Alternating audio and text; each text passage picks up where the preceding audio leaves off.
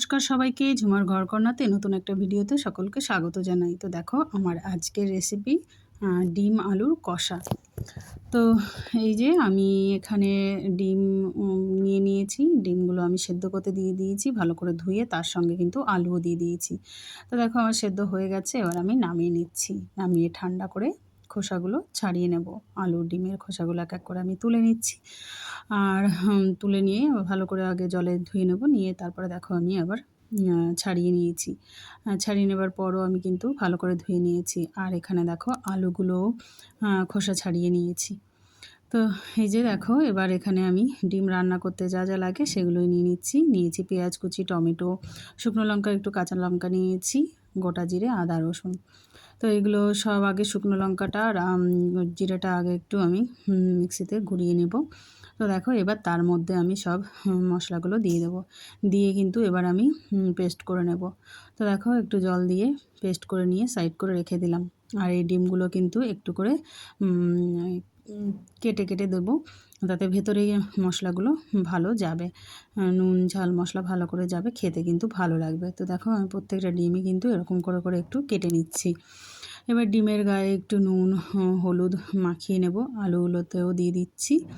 নুন হলুদ মাখিয়ে নিলাম, মাখিয়ে নিয়ে ভালো করে মেখে নিয়ে এবার আমি ভাজতে দিয়ে দেবো। তো ডিমটা একটু হালকাই ভেজে নেবে তোমরা, একটু বেশি ভাজলে আবার শক্ত হয়ে যায়। তো আলুগুলো একটু আমি কম সেদ্ধ করেছি, একদম পুরোপুরি সেদ্ধ করিনি, একটু ভেজে নেব ভালো করে। তো কড়াইতে দিয়ে দিলাম আমি এখানে সর্ষের তেল, আর ডিমগুলো দেখো দিয়ে দিচ্ছি, দিয়ে একটু হালকা নাড়াচাড়া করে কিন্তু আমি ভেজে তুলে নেব। তো দেখো এই যে আমার ভাজা হয়ে গেছে, এবার আমি ডিমগুলো তুলে নিচ্ছি, খুব বেশিক্ষণ ভাজবো না। আর এখানে এবার আমি আলুগুলো একটু বেশি করে ভেজে নেব, সুন্দর করে ঢাকা দিয়ে একটু ভেজে নেব।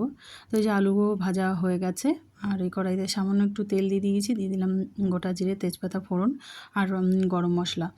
আর এখানে দেখো গোটা গরম মশলা দিয়েছিলাম। আর এখানে দেখো আমি পেঁয়াজ কুচিটা দিয়ে দিচ্ছি। পেঁয়াজ কুচিটা দিয়ে একটু নাড়াচাড়া করে তার মধ্যে দিয়ে দিলাম টমেটো।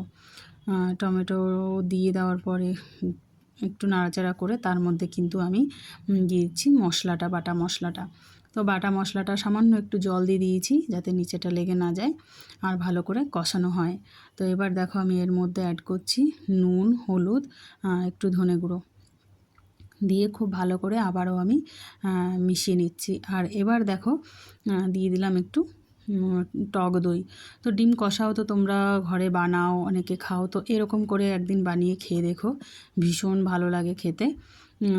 আর এই যে দেখো এবার আমি একটু চিনিও দিয়ে দিয়েছি, দিয়ে ভালো করে কষিয়ে নিলাম। এবার তেল ছেড়ে দিয়েছে, কষানো আমার হয়ে গেছে। এবার ভাজা আলুগুলো দিয়ে দিচ্ছি, আলুগুলো দিয়েও কিন্তু খুব ভালো করে একটু কষিয়ে নিচ্ছি। আর এখানে দেখো আমি এবার ঝোলের জন্য গরম জল দিয়ে দিচ্ছি, কারণ আমার এটা ভালো করে কষানো হয়ে গেছে। আবার দেখো এবার ঝোলটা ফুটে উঠেছে, এবার আমি এর মধ্যে দিয়ে দিচ্ছি ডিমগুলো সব। ডিমগুলো দিয়ে দেওয়ার পর একটু নাড়াচাড়া করে আমি কিন্তু এখানে ঢাকা দিয়ে রান্না করব কিছুক্ষণের জন্য। তো এই যে ঢাকা দিয়ে আমি কিছুক্ষণ রান্না করে নিলাম, আর দেখো ঢাকা খুলে কালারটাও দেখো কি সুন্দর এসছে। আর এবার ওপর থেকে আমি দিয়ে দিচ্ছি একটু গরম মশলা আর একটু ধনেপাতা কুচি। তো এই যে আমার প্রায় কিন্তু হয়েই এসছে, তো একটু রান্না করে নিলেই কিন্তু একদম রেডি হয়ে যাবে ডিম আলুর কষা। তো তোমরা যারা যারা আমার ভিডিওটি দেখছো সবাইকে অসংখ্য ধন্যবাদ। আর ভিডিওটি ভালো লাগলে অবশ্যই একটা লাইক করো, শেয়ার করে দিও, আর চ্যানেলটিকে সাবস্ক্রাইব করে নিও তোমরা সকলে। চ্যানেলটি সাবস্ক্রাইব করে আমার পাশে থেকো একটু সবাই। আর এই যে দেখো আমার কিন্তু রান্নাটা একদম পুরো কমপ্লিট, কেমন হয়েছে দেখতে তোমরা বলো। আর আমি গরম গরম ভাতের সঙ্গে পরিবেশন করলাম। তো সবাই ভালো থেকো, সুস্থ থাকো, দেখা হবে নতুন কোনো